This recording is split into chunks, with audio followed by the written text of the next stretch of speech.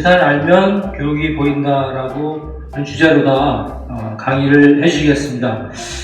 전에 더불어민주당 도의원도 하셨고요. 지금은 충북의정지원센터 의정연구소장으로 계시는 이광희 간사님을 힘찬 박수로 모시도록 하겠습니다. 저는 산남동에서 왔어요. 청주의 산남동은 아시는 대로 마을교육 공동체라고 할까요? 마을 공동체가 전국에서 가장 잘 돼 있다고 평가를 받는 이런 곳이에요. 그리고 일단 그 산남동에서 어떻게 마을교육 공동체가 이루어지냐에 따라서 이제 많이 충북에도 영향을 받는 이런 곳이죠. 그런 중에서 거기는 마을신문을 10년 동안 지금 10년째 운영을 하고 있는데 주민들이 그 마을신문을 제가 이제 처음에 초대 편집장이에요. 그래서 마을신문은 전국에 있는 마을신문의 포맷이 타블로이드로 거의 비슷한데 그게 제가 2000년도에 처음 마을신문 만들고 전국으로 보급한 그런 형태입니다. 그러니까 마을 공동체와 관련돼서는 저는 한 20년 정도 됐고요. 마을 공동체에서 시작해서 마을 공동체 주민들이 야 이거 권력도 좀 필요하지 않을까? 그래서 도의원을 내기로 했어요. 그래서 도의원도 제가 2번을 했고 이제 제가 오늘 맡은 것은 예산 문제를 하는데 지방 예산은 어떻게 보느냐가 굉장히 중요합니다. 근데 지방 예산을 하기 전에 제가 보기에는 도대체 우리가 지향하는 가치들을 누구하고 손을 잡고 연대를 해서 누구를 대상으로 해야 되지? 이것을 잃어버리는 경우가 많아요. 중앙정부 같은 경우는 중앙정부, 강력한 정부, 그 다음에 강력한 시장, 삼성을 위시한 대기업과 강력한 시장, 여기가 너무나 강력해서 시민적 권위와 시민적 요구들을 축소시킬 때 여기에 대항해서 시민이 있는 거지 않습니까? 요거를 동네로 오면 동네도 똑같습니다. 일단 큰 원이 하나가 있어요. 이 원은 움직이지 않는 거라고 합시다. 여기에 3개의 원이 있습니다. 요 안에 하나는 정부 혹은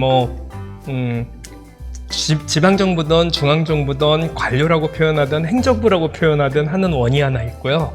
하나는 시장이라는 원이 하나 있습니다. 시장은 여기 그 전통시장 얘기하는 게 아니고 자본주의에서의 시장을 얘기를 하는 거고 그 밑에 또 하나의 원은 시민이라는 원이 하나 있다고 저는 생각을 합니다. 그러면 그 정부나 이 권위가 커지면 커질수록 특히 이런 괴산이나 이런 지역처럼 이런 그 인구가 적고 이런 곳에는 행정부가 집행부, 그러니까 행정 단위가 크면 클수록 여기에서 파생되는 그 돈이나 이런 걸 가지고 사실은 시장이 운영될 가능성이 대단히 높죠. 그러니까 정부의 예산을 가지고 움직이는 그런 지역 경제가 그렇게 움직일 가능성이 높은 거죠. 그러면 이게 너무 커가지고 시장을 제어할 뿐만 아니라 시민들의 권익을 이게 팽창하면 팽창할수록 적어집니다. 그죠? 이게 강하면 어디까지 강해지냐면 짐은 곧 왕이다. 이런 왕권이 있을 때는 시민의 권한이나 권리라는 게 거의 없었겠죠? 그래서 이쪽 한 개의 원이 커지면 나머지가 쪼그라들고 시민은 더군다나 권한이 약해집니다.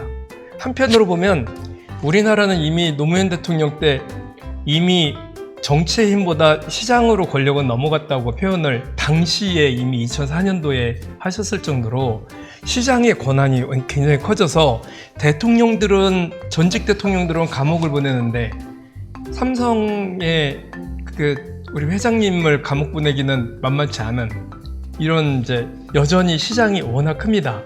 그리고 청주만 하더라도 시장이 얼마나 큰지 100만 도시 청주 이렇게 설계를 해놓고 사실은 인원이 늘어나지도 않는데 100만 명이 살만한 도시를 만들어야 된다고 해서 100만 명이 사용하는 길을 모든 공사는 다 100만 명에 맞춰서 짓고 집도 100만 명이 들어올 때를 미리 생각을 해서 아파트를 마구마구 지어서 지금 아파트가 남아돌게 하고 공단도 어마어마하게 계속 현재 8개가 있고 8개가 지금 만들어지고 있고 13개가 더 만들어질 거거든요.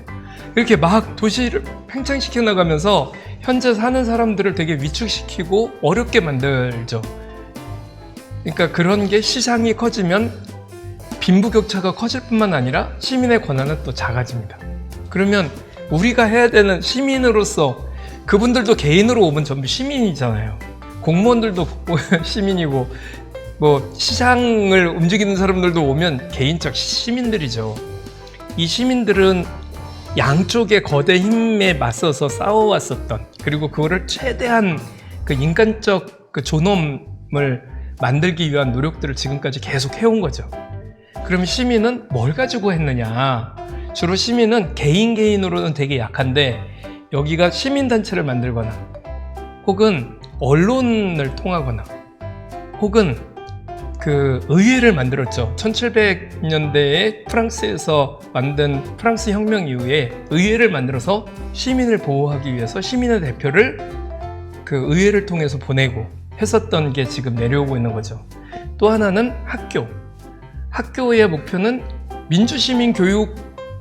민주시민을 만드는 게 교육의 목표입니다. 대한민국의 헌법상 대한민국 교육은 민주시민을 만드는 게, 그러니까 민주시민이 되면 이렇게 자칫 커질 수 있는 중앙정부와 혹은 정부와 행정부와 그 다음에 그 시장이 커지는 것을 최대한 막는, 그래서 시민적 그 어떤 존엄성, 시민의 가치 이런 거를 좀 그 만들어가는 그런 이제 그 삶을 사는 거라고 생각을 하는데, 물론 지금의 언론의 일부는 자본의 시장에 포섭이 돼서 자본의 편을 많이 들거나, 지역 언론 같은 경우는 특히나 그 언론을 아예 토목공사를 하는 토목 건설사들이 아예 운영을 하거나, 이래서 시민의 편을 들지 않는 경우도 가끔 있지만, 그래도 중요할 때는 시민의 편을 들어서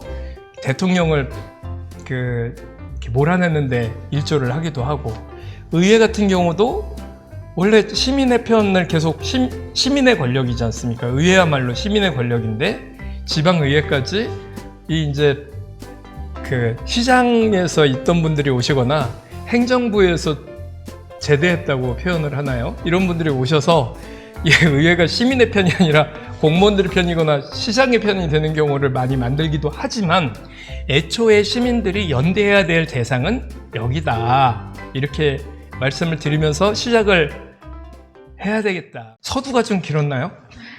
근데 제가 이렇게 어디 가서 강연을 하면, 오늘 사실은 준비를 굉장히 많이 했어요. 그래서 슬라이드만 한 60개 정도 될 거예요.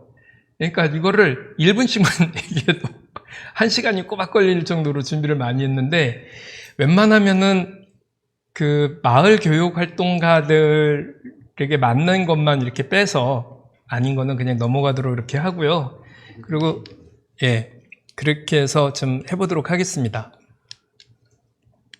우선 지방자치단체는 어떤 기관이 있는가, 좀 기본적인 얼개와 틀을 좀 아셔야 되는데, 지방자치단체는 지방자치단체장은 도지사가 있고, 그 도지사급의 교육감님이 계시고, 그 다음에 기초로 내려오면 괴상군수님이 계시는 거죠. 이렇게 지방자치단체가 있고, 교육감이 있고, 지방의회가 있습니다. 서열로 보면 많은 분들이 그 도지사, 교육감, 의장 이런 줄 아시잖아요. 근데 우리나라 서열상 도지사, 의장, 도의회의장, 그리고 교육감님이 세 번째 넘버 3예요. 그러니까 의회가 그만큼 굉장히 중요하고요.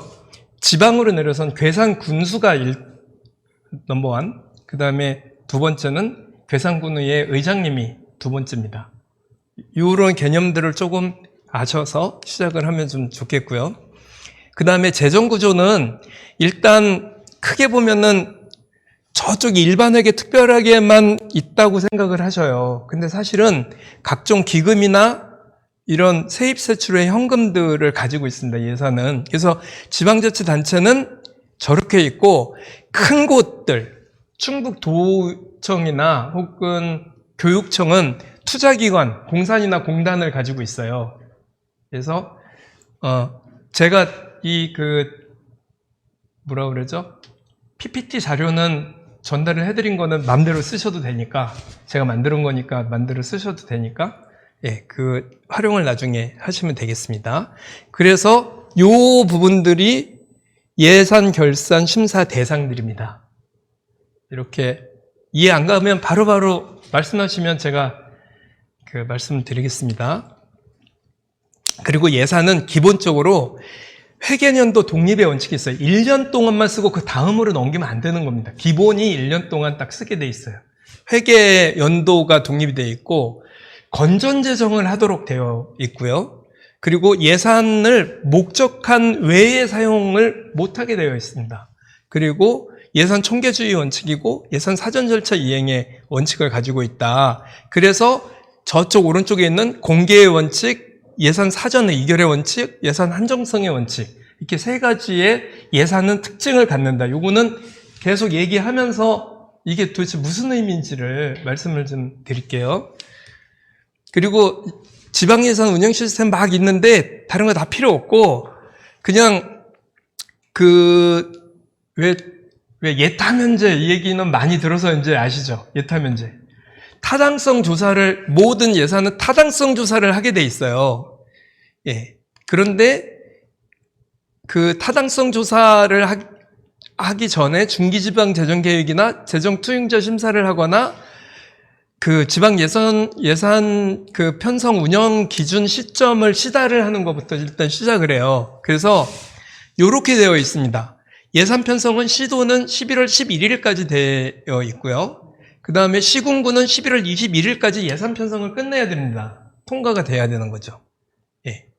그리고 예산 의결은 12월 16일까지 시도는 해야 되고요. 그래서 제가 도의원 할 때 12월 10일경쯤에 예산을 담당을 했어요. 그래서 이제 그게 끝나고 나서 추경까지 하고 나면 12월 24일 눈 오는 그 크리스마스 이브에 도의회를 나가곤 했었습니다. 그런데 지방 기초지자체, 그러니까 충북 도교육청은 이때 하는 거고요. 괴산군은 12월 21일까지. 그러니까 국회에서 예산이 끝나고 나면 도에서 예산을 끝내야 되고 도의에서 끝나고 나면 그 다음엔 이렇게 기초지자체로 이렇게 예산이 하도록 되어 있다는 거, 이 말씀을 좀 드릴게요. 그리고 사업 진행 절차는 말씀드린 대로 사업 타당성 조사가 돼야 됩니다. 이때 예비 타당성 조사라고 해서 사업 타당성 조사 되기 전에 예비적으로 국가에서 타당성 조사를 넘기는 경우가 있어요. 그러니까 사업 타당성 조사를 안 하고 예타 면제라고 하죠. 바로 넘기는. 그래서 기본 설계를 부터하는 이런 방식을 하게 되는 이런 이제 되어 있습니다.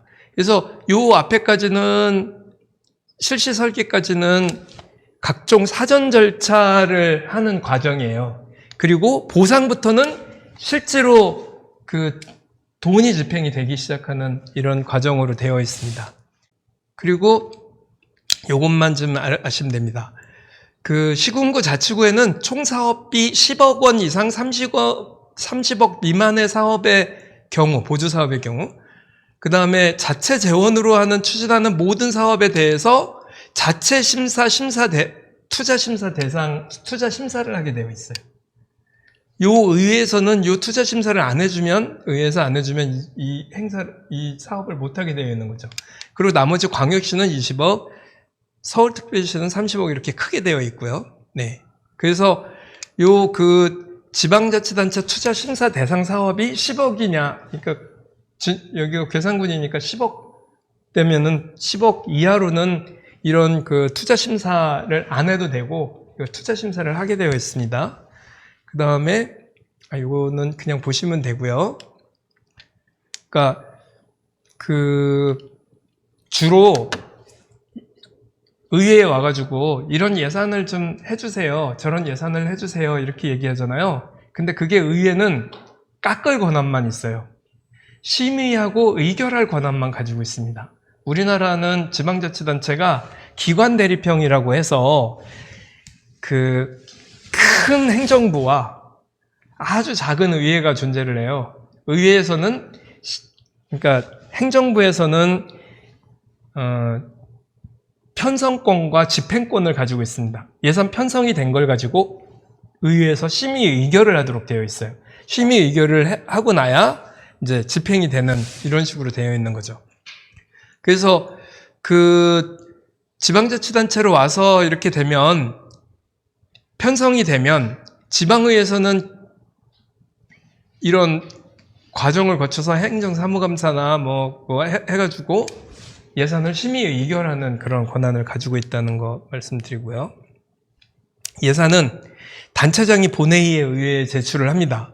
제출하는 거는 말씀드린 대로 이렇게 예산을 쓰겠다는 걸 하면 본회의에서는 소관상임위원회 보내고, 소관상임위원회에서 의결이 끝나고 나면 예결심사위원회에 가가지고 얘기가 되고, 그리고 본회의를 통해서 바로 고시가 되고 단체장을 통해서 이런 과정을 겪습니다. 그래서 예산은 말씀대로 편성이 돼요. 예산 편성권은 누가 가지고 있다고 그랬죠? 행정부가 가지고 있습니다. 예, 편성은 하고, 그리고 예산의 심의와 의결권은 의회가 가지고 있어요. 그리고 집행권은 다시 행정부가 가지고 있습니다. 의회는 예산의 심의와 의결만 할 수 있어요. 심의와 의결에 예산을 더 많이 증액시키는 건 국회만 가능합니다. 그러니까 지방의회는 실제로 법적으로는 그렇게 해서 그 예산을 이걸 더 높여주십시오 이렇게 요구는 할 수 있는데 집행부에서 안 하면 끝이에요. 그러니까 사실상 의회의 기관대리평을 만든 이유는 지방자치를 설계할 때 대한민국의 지방자치제 자체가 이승만 정권이 정권을 유지하기 위한 도구로서 지방자치를 만들었어요. 그러니까 지방자치를 만들 때부터 이미 큰 집행부에 아주 작은 의회 권한, 그러니까 권한은 안 주고 그래서 52년도에 자기의 대통령직을 계속 유지하기 위해서 만든 이런 기형적인 구조의 지방의회가 있어서 지방의회의 힘이 생각보다 훨씬 적은 편입니다. 그럼에도 불구하고 지방자치 30년 동안 지방의회도 수도 없이 많은 자기투쟁을 거쳐서 그나마 여기까지 좀 견제하고, 이따 괴산군에서 견제한 거 하나 보여드릴게요. 예. 요거는 결산 흐름도고요. 그러면 충청북도 예산 얘기를 지금부터 드리겠는데요. 충청북도, 그러니까 어떤 지역의 예산을 살펴볼 때 제일 중요한 건 그때 충청북도 예산 이렇게 쳐서 나오는 언론 보도 자료 보면 그 동네가 지금 예산을 어떤 식으로 쓰고 있는지 혹은 뭘 하고 있는지를 알 수가 있습니다. 괴산도 마찬가지로, 교육청도 마찬가지로 순서는 그렇게 정해서 제가 말씀을 드릴게요. 언론 중에 나온 것 중에서 그냥 순서대로 보이는 것, 충청북도 예산이다 그러면 충청북도 예산 이렇게 써서 나오는 언론에서 가장 최근에 나온 것 중심으로 해서 제가 뽑아본 거예요. 지금 기재부에서는 예산 심사철을 맞아서 지금 국회는 사실은 시작이 됐거든요. 국회가 10월 그러니까 추석 연휴 끝나는 날부터 국정감사가 시작이 돼요. 국정감사가 시작이 되는 그 정기국회 안에 예산심사가 되어 있으니까 사실상 예산심사는 시작이 됐고, 이 무렵에는 예산을 조금 더 따오려고 충북도에서 굉장히 노력을 하고 있고, 거기는 충청북도 서울세종본부라고 서울과 세종시에 사람을 파견을 해서 한 명을 아예 두고 있어요. 그리고 기초지자체들 중에도 서울에 한 명을 파견하는 경우도 있고요. 단체장, 괴산군수 같은 경우는 이제 막 맨날 국회 다니고 하면서 예산 좀 달라고 하는 거죠. 이때. 그 얘기를 지금 하고 있는 겁니다. 그리고 그 충북형 뉴딜 사업 도의회 예결위 원안 통과인데, 이거는 좀 시기가 2차 때였으니까 시기가 좀 지났죠. 요번에 이제 3차가 그저께 통과가 됐죠. 그러면 이때 충북에서는 없었느냐? 충북에서도 이렇게 해가지고 사회 추경에 이만큼을 했는데, 이게 다 이제 코로나19 극복을 위한 뭐 그런 사업은 아니고요. 일부가 이제 됐다는 거죠. 근데 어쨌든 도의회 예결이 통과했는데 충청북도에서 우리마을 뉴딜 사업 204억 원, 2호 사업인 투자유치 뉴딜 사업 100억 원, 3호 사업인 시군대표 뉴딜 사업 192억 원 이렇게 해서 줬어요. 이 시군대표 뉴딜 사업 192억 원 중에 괴산으로 오는 게 일부 있는 거고요. 그리고 그 우리마을 뉴딜 사업 204억 원 중에 괴산군의 면마다 2천에서 2억씩 보낸 돈이 있는 겁니다. 도에서. 이거는 왜 제가 를 꺼냈냐면 다른 지역은 어떻게 줬을까요? 다른 지역은 이렇게 주지 않고 국민 전원에게 줬죠. 옥천군이 또 전원에게 지급을 했습니다. 보편적 지급을 했죠. 선별적 지급하지 않았습니다. 선별적 지급이라 하면 누군가의 돈 받는 사람이 있는 거잖아요. 누가 돈을 받는 것일까? 그래서 제가 이때 제가 도의원이 아닌 거를 후회해 본 적이 한 번도 없는데 도의원 사표 내고 이제 도전을 하고 나서 이때 정말 돌아버리는 줄 알았습니다. 현재 충청북도나 지자체들은 공무원 출신들이 많아서 그런 건지 직접 지급에 대한 알레르기가 있는 것 같아요. 국민 개인에게 보편적 지급에 대한 알레르기가 좀 있는 것 같은 느낌을 되게 많이 받고요. 이름을 충북형 뉴딜이라고 붙였어. 뉴딜. 뉴딜은 누군가의 지금 하는 거래 말고 새로운 새로운 거래처를 만든다는 거 아니겠어요? 미국에서 1차 경제공황 일어나고 그랬을 때 미국의 대통령이 한 뉴딜, 새로운 딜을 누구하고 했죠? 노동조합. 인류 역사상 처음으로 노동자들하고 했습니다. 노동조합에 신경 쓰고 전체 보편적 복지를 하도록 하고 그때 나온 복지 시스템이 소위 말하는 지금까지도 이어지고 있는 그 복지 시스템을 없애려고 또 하고 있는 게 신자유주의 아닙니까? 지금 우리가 마을 공동체 운동이나 이런 걸 하면서도 여전히 뉴딜 그러한 행정 조치 때문에 우리가 계속 복지 얘기를 하고 있는 거거든요. 그런데 지금 뉴딜을 한다고 하는 거야. 그럼 새로운 딜을 누구하고 해야 되잖아요. 누구하고 했을까요? 제가 보기에는 뉴딜 사업 204억 원, 우리마을 뉴딜 사업이에요. 동네에 그러니까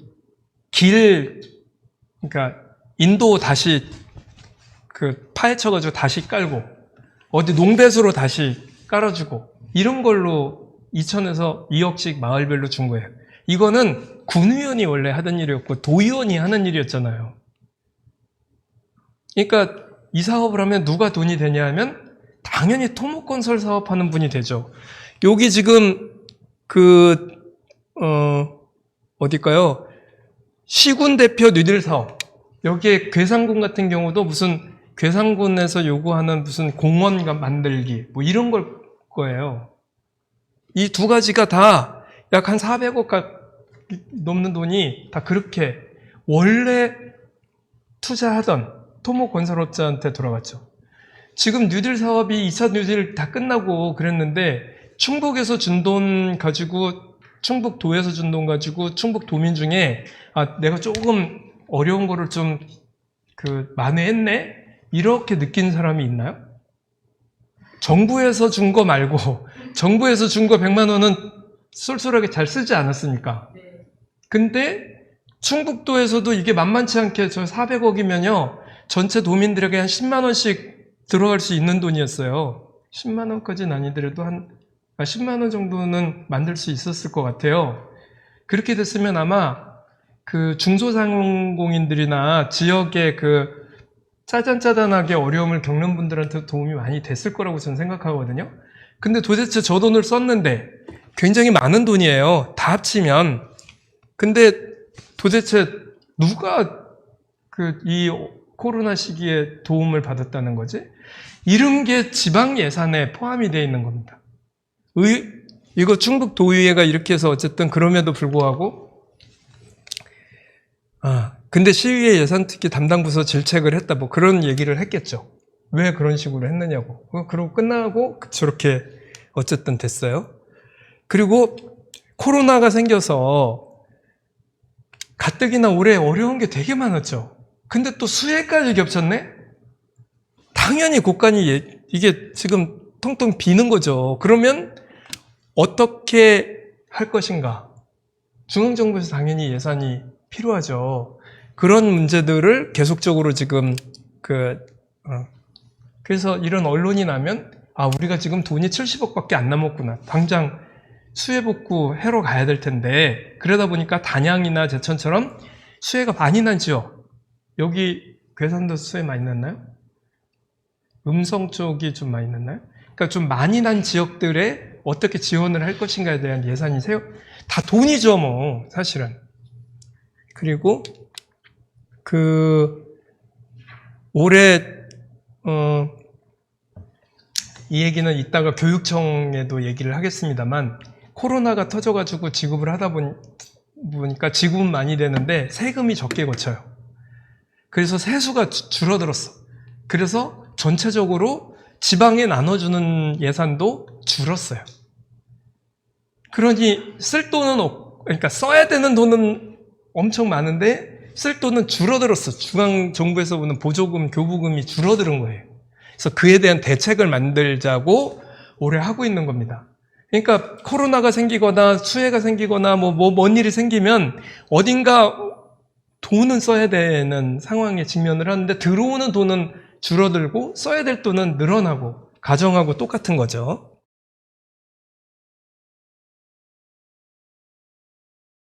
예, 그런데 이번에 4월 달에 선거가 끝나고 5월 31일부터 새로운 국회가 시작이 됐어요. 그러다 보니까 이런 게 굉장히 많이 납니다. 000 의원이 교부세 특허 몇억 했다. 이런 얘기 계속 나오죠. 우리 충북에는 어떤 사람들이 어떻게 좀 했나 이렇게 보니까 충북의 특별교부세 20억 원을 받았다. 그 다음에 이장석 국회의원은 10억을 확보했고 정정순 국회의원은 특교 11억을 확보했고 도종환 의원도 5억을 확보하고 변재일 의원도 7억을 확보하고 하이라이트는 이모선 의원 40억 확보했다. 그래서 이렇게 특별교부세를 확보를 해요. 근데 대체로 10억 정도였었는데 중진들은 한 5억 정도로 적게 받은 것 같고 초선들은 한 10억 정도에서 거의 대충 그렇게 하거든요. 그래서 대체로 전체 국회의원들에게 그렇게 충북 도의원이나 혹은 괴산 군의원처럼 소규모 주민사업비처럼 그렇게 주는 돈으로 예산을 따왔다고 홍보를 하는 거예요. 근데 저거는 저분들이 아니래도 가면은 다 받을 수 있는 돈이고요. 그래서 저런 거에 혹하지는 마세요. 그리고 여기 이제 이모선 의원은 지역 현안 40억을 확보를 했잖아요. 그러면 다른 데 10억인데 여기는 40억을 확보했어. 어떻게 확보했을까요? 이분이 행안위예요. 행안위. 이 돈은 행정안전부가 주는 돈이고 행정안전위원회 위원들에 대해서는 2배 정도 더 많이 줍니다. 거기다가 이분이 또 뭐를 했냐면 요 밑에 있는 기사가 미리 난 게 있었어요. 행안위와 예결위원으로 배정이 됐어. 아시는 쪽지 예산 이런 거 얘기 많이 들으셨죠?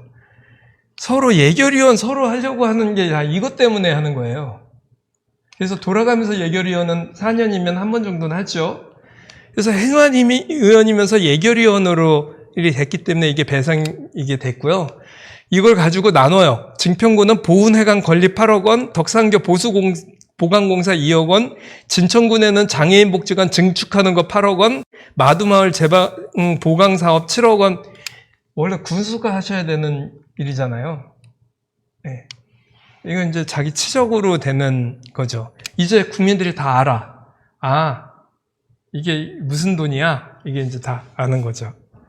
그래서 지금 한참 이런 거를 이제 당선이 되고 나서 홍보를 하는 이런 언론의 보도가 최근에 한 달 정도 동안 나오고 있는 충북도와 관련된 보도입니다. 그러면 충청북도 전체적인 세입을 좀 살펴봤어요. 들어오는 돈 전체가 약 5조 정도인데 내년엔 6조 정도로 늘어날 것 같습니다. 이때는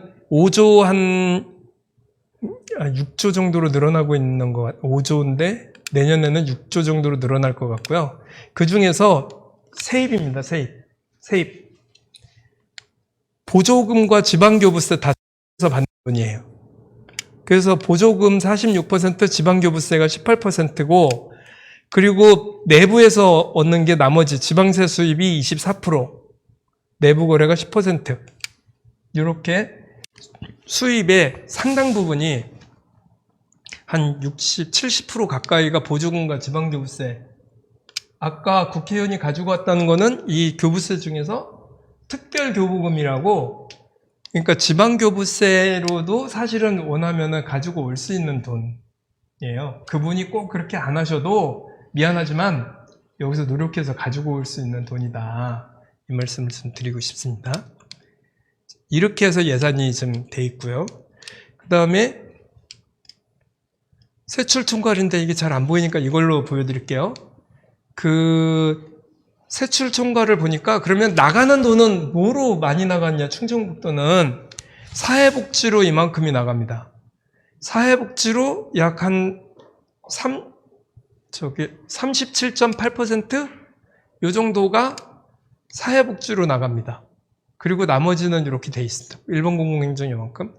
요 표를 이렇게 옆으로 같은 표입니다. 같은 숫자를 해서 같은 표예요. 그러니까 사회복지가 되게 많고 문화 및 관광, 교육 5.15, 문화 및 관광 4.20인가요? 요만큼입니다. 자, 그런데 이걸 보고서 그 얘기를 하는 거죠. 왜 이 예산은 너무 적고 저 예산은 왜 교육 예산에 좀 더 투자를 하면 안 되나? 뭐 이런 얘기 많이 하죠. 우리는 여전히 이따가도 보시겠습니다만 농림해양수산에 많이 들어간다 그러면 농업 쪽에 농업도니까 농업 쪽에 이렇게 기본적으로 들어가는 게 있고 일반 공공행정에 들어가는 게 좀 많습니다. 자, 그러면 세부적으로 봤어요. 아까 높은 거 문화 및 관광이 4.6%라고 그래서 또 사회복지가 또 높다고 그래가지고 도대체 사회복지에 어떤 거를 많이 쓰나. 그래서 제가 세부적으로 좀 다시 한번 지금 있는 표는요 인터넷 들어가면 다 있는 걸 제가 표로 만든 겁니다. 아까 막 그렇게 돼 있는 숫자를 이렇게 표로 만들어 놓은 거예요. 보시면 됩니다. 나중에 노인 청소년과 관련돼서 38%, 보육 가족 여성에게 22%, 취약계층 지원이 17%, 기초생활보장비가 14% 이렇게 되어 있습니다. 노인 청소년에게 38%가 돌아간다. 복지에. 이렇게 보시면 되는데 청소년에게 이 38%를 굳이 노인에게 청소년을 끼워넣은 이유가 뭘까요? 청소년에게 그렇게 많이 줄까? 아니, 그냥 주는 것처럼 보이려고. 예, 그게 바로 이건데요. 그런 점을 지적을 하기 위해서 제가 아까 문화관광에 4.6% 준다고 그랬죠. 사실상 문화도시 만들자, 충북은 문화로 가야 된다, 관광으로 가야 된다 이렇게 얘기를 하잖아요. 그래서 계속 퍼센트를 높여달라. 근데 이렇게 해서 따져보니까 요 안에서 4.6%에서 반은 체육이에요. 반은 각종 체육과 관련돼서 나가고 있었어요. 체육을 뺀 나머지, 그러니까 4.6에서 나머지 반만, 2.3만 문화재의 15%, 문화예술의 반.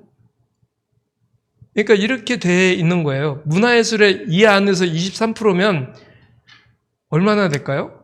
4.6%의 4분의 1이면 얼마나 되는 거죠? 1.2? 문화예술인들의 꿈은요, 여기가 3%가 되는 게 꿈이에요. 그래서 문화예술이나 관광이 원래는 요게 한 쌍이었어요. 문화재까지 쳐서. 근데 여기는 전혀 안 늘어나는 거죠. 우리 지사님께서 아마 문화예술이나 이게 체육 쪽이면 뭐라 그러지? 이게 무슨 예, 무술대회 그런 게 포함이 될 거예요. 이상하죠. 네. 그러니까 그 단체장이 어떤 생각을 갖냐를 이렇게 보면 알 수가 있는 겁니다. 저게 0.1%, 1%가 적어 보이지만 5조의 1%면 작은 양이 아니에요. 저도 처음에 도의원 돼가지고 숫자를 했는데, 야, 그거 그까이 거 0.5% 그거 그랬더니 5천억인데 얘기가 달라요. 이게 청주시에서 뭐 사업할 때 보면은 1,000만 원짜리, 2,000만 원짜리 많으면 괴산에서도 2억짜리 이러거든요. 근데 도에서는 그 200억밖에 안 되는데 그걸 안 해줘? 이렇게 표현을 하다가 언뜻 노란 200억이 남의 집 애 이름도 아니고 어마어마하게 큰 돈들이에요. 그러니까 1%가 얼마나 큰 역할을 하는지 예산으로 보면 엄청나게 큰 겁니다. 이런 거를 알 수가 있다는 거. 그 다음에 시군구 재정 보면 맨날 그러잖아요. 우리 동네는 자립도가 낮아서, 우리 동네는 자주도가 낮아서 이 얘기 많이 하죠. 이게 무슨 말씀이냐면 지방의회 의원들 이제 월급이라고 표현을 해야 될까요? 의정비 인상을 할 때 지방 자립도가 낮아서 막 이 얘기 하잖아요. 자립도가 낮으면 공무원들도 같이 덜 줘야지. 왜 그러냐면 우리나라 지방자치 아까 말씀드렸죠. 의회나 지방자치를 약화시키기 위해서, 특히 의회를 약화시키기 위해서 한 것 중에 하나가 무보수 명예직이라는 거로 시작을 처음에 했어요. 새로 될 때도. 근데 무보수 명예직이면 그때 청주에서만 말씀드리면 무슨 일이 생겼냐면 이권에 개입을 해도 누구도 통제를 할 수가 없는 상태가 돼요. 내가 무보수 명예직이야. 내가 먼저 아는 정보 가지고 내가 돈 벌면 안 되나? 제가 아는 어떤 청주시에 뭐라 그러죠? 우유 배달하는 아주 조그만 우유 이렇게 배달하시는 어르신이 계셨어요. 근데 지방자치제가 처음 시작되고 나서 당시에는 이제 복덕방에 있는 분들이 모여가지고 어르신들이 막 이러다가 이번에 우리 동네 후보가 없대. 나올 사람이. 자네가 좀 나가봐. 자네가 받을 급수가 제일 높으니까 자네가 좀 나가봐. 이래서 나가서 무투표 당선이 되셨어요. 청주 시내 학교의 우유 납품을 그분이 다 받게 됐습니다. 어마어마하게 갑자기 세상이 이 권력이 어떤 권력인가에 대해서 맛을 들이기 시작을 하는 거죠. 그러니까 그런 사태가 발생을 하다 보니까 안 되겠다. 이거 차라리 의정비를 주고 통제를 하는 게 낫겠다. 당시에 시민운동하던 저희들이 청주시에 모니터링단 만들어가지고 갔었거든요. 그러면 그분들이 맨날 그래요. 야, 우리는 무보수 명예직인데 왜 여기 와서 우리를 감시를 해? 우리 봉사하는 사람들인데. 그래서 제가 그 봉사 제가 하면 안 돼요? 이렇게 말씀드리기도 했었죠. 지금도 맨날 툭하면 공무원 퇴직하신 분들이 고향에 봉사하러 제가 출마를 했습니다. 그래서 제가 그 봉사 제가 할 테니까 다른 방식으로 봉사하시면 될 것 같아요. 저는 봉사하지 않고 일하겠습니다. 이렇게 이제 도전을 주로 많이 했었죠. 재정 자립도와 자주도가 뭔지는 개념상 알고 계시면 좋겠어요. 저 파란색은 재정 자립도입니다. 재정 자립도가 충북도청은 25%고요. 그리고 어디로 볼까요? 괴산은 7.8%입니다. 그러니까 재정 자립도는 뭐냐 하면 아까 수입했죠. 보조금 이런 수입 중에 지방세와 세외수 그러니까 이 지방세하고 세외 수입을 나머지 자치단체 예산 규모 전체에다가 요거를 나눈 거예요. 지방세와 세외 수입. 지방에서 벌어들이는 돈만. 보조금이나 이런 거 다 빼고, 그러면 그 돈만 가지고는 괴산군의 공무원들 월급을 줄 수 있을까요? 지방세만 가지고는 불가능합니다. 원래 애초에. 그리고 요거의 단점은 또 뭐냐면 자치단체 예산 규모를 100으로 분모로 놓는 거니까, 예를 들어서 괴산을 통과하는 고속도로 공사를 하게 됐어요. 그럼 그 돈이 여기 포함이 돼요. 그럼 당연히 괴산군 전체 예산 규모로 나눠야 되니까 지방 자립도는 낮아지는 거예요. 이해가 갑니까? 그러니까 전체 들어오는 것 중에 지방세로 들어오는 돈만 퍼센트를 계산을 한 거예요. 전체 예산 중에 지방세의 퍼센트. 이게 자립도입니다. 그럼 재정 자주도는 뭐냐? 이거는 전체 예산 규모의, 자 보세요. 지방교부세, 지방조정교부금, 재정보전금에서 중앙정부에서 준 돈까지를 다 합친 겁니다. 그러니까 요게 사실은 맞는 거죠. 이렇게 해서 재정 자주도가 맞는 겁니다. 전체 예산 규모 대비 자주도가 이만큼이다. 이런 겁니다. 이해가 가시죠? 자립도, 자주도는 그래서 사실은 별 의미가 없다는 말씀을 좀 드립니다.